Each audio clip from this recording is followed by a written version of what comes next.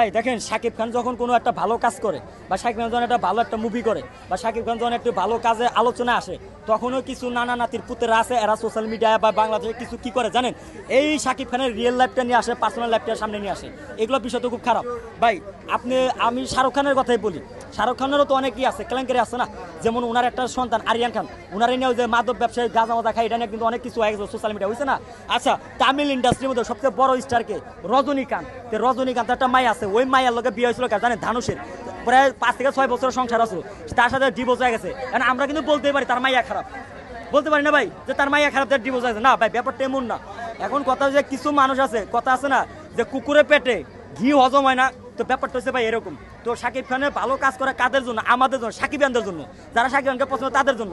ওই সমস্ত লোকদের কারণ জন্য বানায় না যে যারা এগুলা না মানে টল করে করে। আর আমি মনে করি যে টল করে যারা হ্যাটার্সরা, এরাও থাকা দরকার, কারণ হ্যাটার্সরা যখনই থাকবে তখনই তো আমরা খেলাটা খেলে মজা পাবো।